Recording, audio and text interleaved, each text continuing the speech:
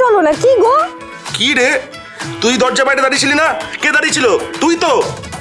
অদ্ভুত। এই সর সর।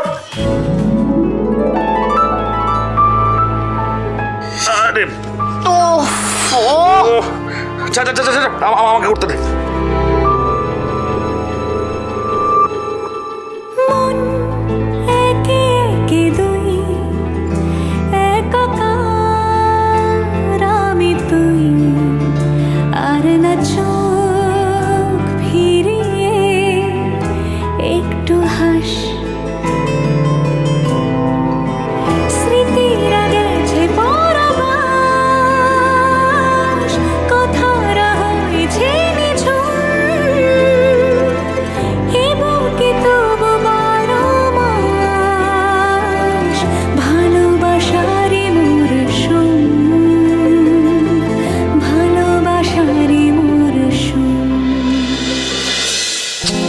বাবা নিজে চলাফেরা করতে পারে না, আবার অন্যের উপর ওস্তাদি।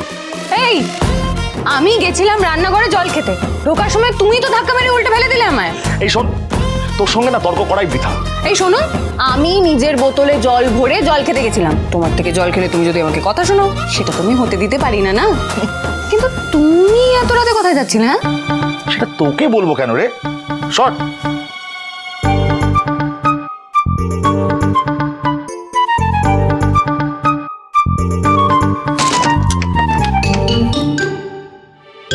আমাকে কোনো কথার উত্তর দেবে না?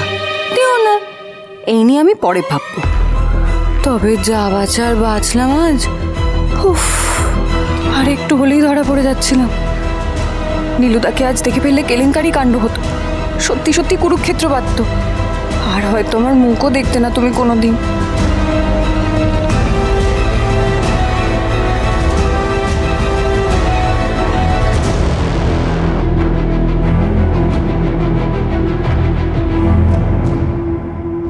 তবে যে কথা আজ আমি ওদেরকে দিয়েছি, সে কথা আমাকে রাখতেই হবে।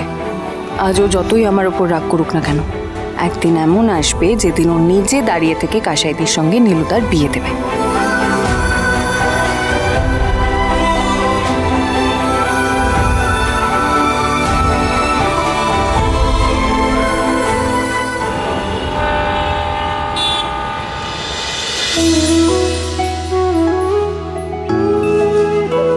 এই না, ধরো, ভালো করে গুনে লিখে নাও। জানো ব্যাংক দিদি, তোমার কথা শুনে ভরসা করে অন্যান্য গাঁ থেকে প্রায় 90 জন টাকা দিয়েছে গো। এবার থেকে তোমায় জামপোতায় টাকা তুলতে যেতে হবে না গো দিদি, আমরাই সবার টাকা তুলে একসঙ্গে করে তোমাকে দিয়ে যাব। লক্ষ্মী ঝাঁপি প্রতিদিন সন্ধ্যে 6:30টায় স্টার জলসায় ও জিও হটস্টারে।